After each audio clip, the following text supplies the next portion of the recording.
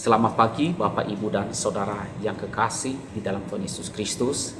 Kita bersyukur lagi kepada Tuhan, kita masih diberi nafas hidup dan kesehatan.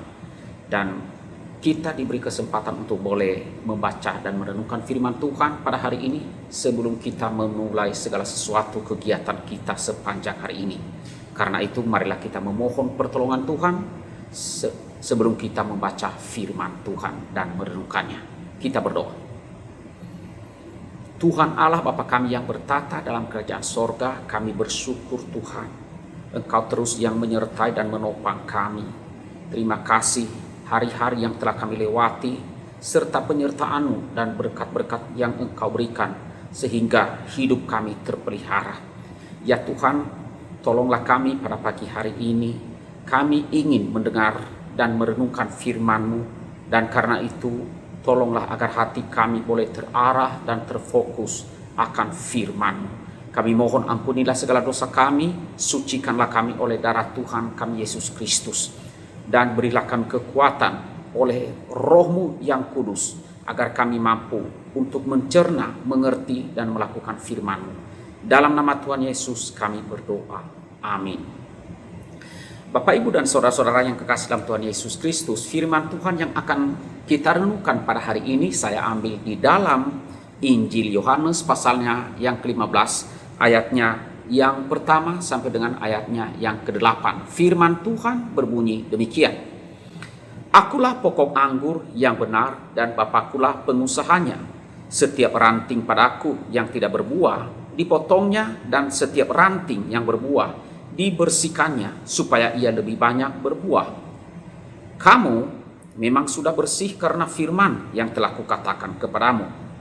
Tinggallah di dalam aku dan aku di dalam kamu, sama seperti ranting tidak dapat berbuah dari dirinya sendiri kalau ia tidak tinggal pada pokok anggur. Demikian juga kamu tidak berbuah jikalau kamu tidak tinggal di dalam aku. Akulah pokok anggur dan kamulah ranting-rantingnya. Barang siapa tinggal di dalam aku dan aku di dalam dia, ia berbuah banyak. Sebab di luar aku kamu tidak dapat berbuat apa-apa. Barang siapa tidak tinggal di dalam aku, ia dibuang keluar seperti ranting dan menjadi kering. Kemudian dikumpulkan orang dan dicampakkan ke dalam api lalu dibakar. Jikalau kamu tinggal di dalam aku dan firmanku tinggal di dalam kamu, mintalah apa saja yang kamu kehendaki dan kamu akan menerimanya.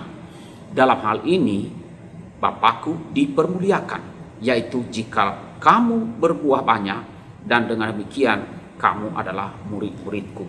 Demikian firman Tuhan yang kita renungkan.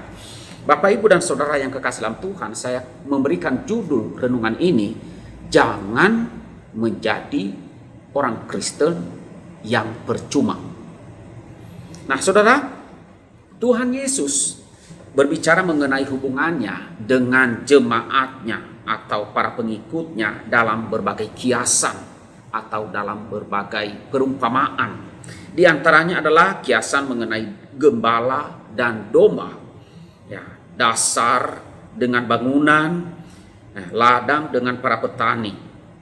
Nah, di dalam bacaan yang kita baca pada hari ini, Tuhan Yesus melukiskan atau menggambarkan hubungannya dengan para muridnya atau jemaatnya seperti pokok anggur dengan ranting-rantingnya. Tuhan Yesus mengambil ilustrasi ini, ya, karena di zaman itu adalah memang merupakan tanaman anggur sangat populer di daerah Palestina atau di daerah Israel pada masa itu. Nah, saudaraku yang kasih Tuhan, apa maksud dari perumpamaan Tuhan Yesus ini atau dari pengajaran Tuhan Yesus tentang pokok anggur ini? Maksudnya sederhana saja, yaitu jangan jadi orang Kristen yang percuma, ya, yang hanya untuk dibuang, ya, dicampakkan, ibarat ranting yang kering, ya, dipotong, dibuang, lalu dicampakkan ke dalam api. Artinya, saudara, janganlah menjadi orang Kristen yang hanya mendengar firman Tuhan. Jangan menjadi orang Kristen yang hanya diberi makan terus. Tetapi jadilah orang Kristen yang menghasilkan buah, Jangan sampai menjadi orang Kristen tapi tidak ada buahnya. Nah, bahwa yang tidak berbuah akan dipotong dan akan dibuang, dicampakkan di dalam api neraka. Namun dikatakan di dalam ayat berikutnya, saudara, bahwa kamu memang sudah bersih. Jadi Tuhan Yesus tidak negatif thinking juga kepada kita, ya, murid-muridnya. Dia positif, dia mengatakan kamu sudah bersih. Karena apa? Karena kamu sudah mendengar firman. Ya, jadi kita sudah bersih karena sudah mendengar firman. Ayat yang ketiga mengatakan kamu memang sudah bersih karena firman. Jadi setiap orang yang sudah menerima firman dari Yesus, hidup di dalam firman, dia itu adalah ranting yang sudah bersih. Ya. Tinggal keluarkan buahnya, tinggal menghasilkan buahnya. Nah saudara, supaya bisa berbuah, di dalam ayat yang keempat dikatakan demikian oleh Tuhan Yesus, tinggallah di dalam aku dan aku di dalam kamu. Sama seperti ranting, ia tidak dapat berbuah kalau ia tidak tinggal, tidak melekat, kalau ia tidak tinggal di dalam pohon. Jadi untuk bisa berbuah, untuk bisa menghasilkan buah, dibutuhkan apa? Yaitu dibutuhkan, diungkapkan oleh Tuhan Yesus, tinggallah di dalam aku dan aku di dalam kamu. Nah, pernyataan itu lagi diulang di ayat yang kelima. Ini berulang-ulang saudara. Akulah pokok anggur dan kamu adalah ranting-rantingnya. Siapa yang tinggal di dalam aku dan aku di dalam dia, demikian juga di dalam ayat yang ketujuh diulang lagi. Jikalau kamu tinggal di dalam aku dan firmanku tinggal di dalam kamu. Nah saudara, Tuhan Yesus menjelaskan apa arti tinggal di dalam dia dengan dua hal, yaitu kamu di dalam aku dan aku di dalam kamu, atau aku di dalam Tuhan dan Tuhan di dalam aku. Kita di dalam Tuhan dan Tuhan di dalam kita. Baru setelah itu kita bisa menghasilkan atau mengeluarkan buah. Nah saudara, bagaimana kalau aku dalam Tuhan saja, Tuhan tidak di dalam aku? Berbuah apa enggak? Tidak berbuah. Ya, kalau Tuhan dalam aku tapi aku tidak dalam Tuhan, juga kita tidak berbuah. Nah, supaya nilai-nilai iman Kristen itu ada di dalam, maka kita juga harus terus-menerus hidup di dalam kekristenan. Nah, itu berarti kita mesti rajin. Satu, kita mesti rajin membaca dan merenungkan firman Tuhan. Membaca Alkitab. Renungkanlah firman Tuhan. Kita harus aktif terus berdoa, bersaat teduh. Kita harus aktif bersekutu dengan Tuhan. Sehingga dengan demikian saudara, nilai-nilai kekristenan itu masuk, ya, kita hayati di dalam kehidupan kita. Nah, saudara, janganlah sampai kita berkata dalam hidup kita ini, biar saya tidak pernah ke gereja, tidak pernah membaca Alkitab, yang penting kan saya berbuat baik. Hati-hati, itu tidak mungkin. Mungkin saja pada awalnya saudara masih bisa berbuat baik, tetapi lama-kelamaan, karena saudara putus hubungan dengan sumber kebaikan itu sendiri, yaitu Tuhan, saudara pun akan terlepas dari Tuhan, menjadi kering dan akhirnya tidak menghasilkan apa-apa, hanya tinggal dipotong lalu dibuang, dicampakkan. Nah saudara-saudaraku yang kasih dalam Tuhan, itulah sebabnya Tuhan Yesus berkata begini, bukan kamu yang memilih aku, tetapi akulah yang memilih kamu. Ya, akulah yang memilih kamu.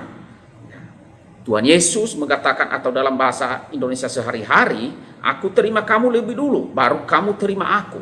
Bukan kamu terima aku, baru aku terima kamu. Jadi kalau kita menjadi orang Kristen yang baik, kita jangan gede kepala. Karena apa saudara? Karena ternyata Tuhanlah yang lebih dahulu menerima kita. Tuhanlah yang lebih dahulu memilih kita, menerima kita. Sehingga oleh karena kuasanya lah kita pun menerima dia. Nah, lalu apa yang dimaksud dengan perkataan tinggallah di dalam aku? Di dalam ayat 9 dikatakan tinggallah di dalam kasihku. Jadi sebenarnya saudara, kalau dikatakan tinggal di dalam Tuhan, itu tidak lain, itu artinya tinggal di dalam kasih Tuhan. Kalau kita hidup di dalam kasih Tuhan, maka firman Tuhan Allah terus-menerus ada di dalam hati kita. Kita hidup semata-mata bersumber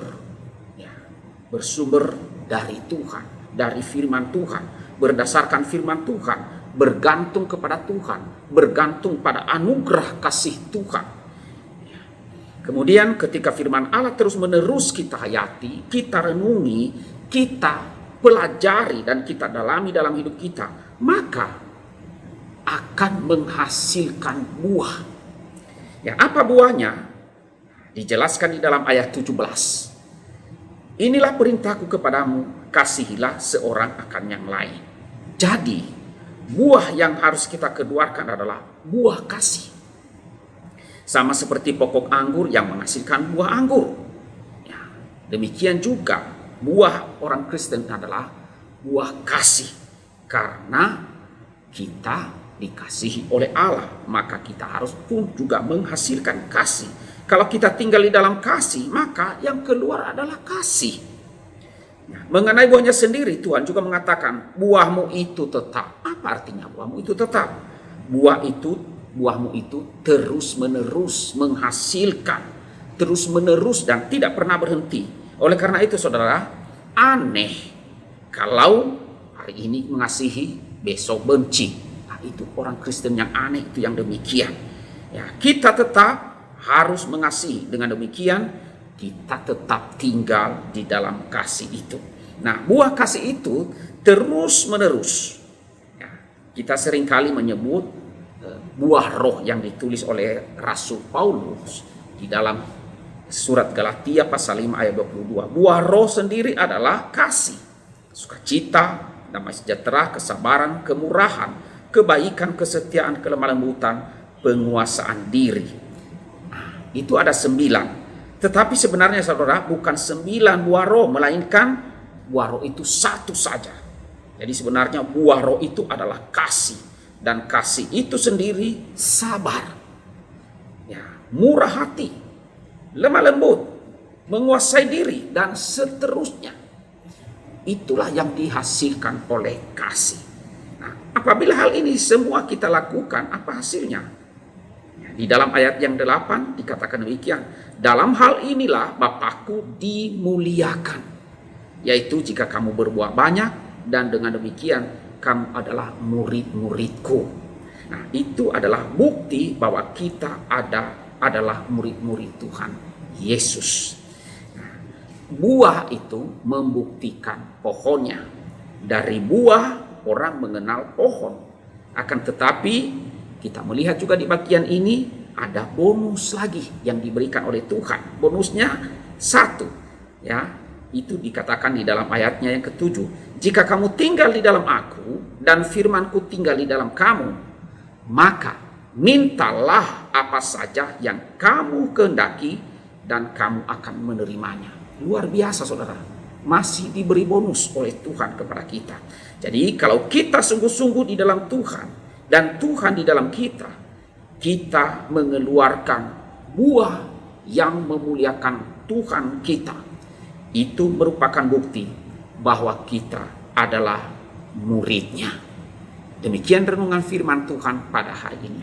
Kiranya Tuhan menolong kita menjadi orang Kristen yang menghasilkan buah yang memuliakan Tuhan kita. Amin. Mari kita berdoa. Allah Bapa yang bertata dalam kerajaan sorga, kami bersyukur lagi kepadamu ya Tuhan. Terima kasih untuk firman-Mu pada hari ini. Untuk boleh kami baca dan kami renungkan. Engkau berbicara kepada kami lagi, mengingatkan akan hidup kami sebagai orang Kristen, agar kami menjadi orang-orang Kristen yang menghasilkan buah kasih, buah-buah yang memuliakan akan nama Tuhan. Tolong kami Tuhan, agar kami jangan menjadi orang Kristen yang percuma, yang tidak menghasilkan apa-apa.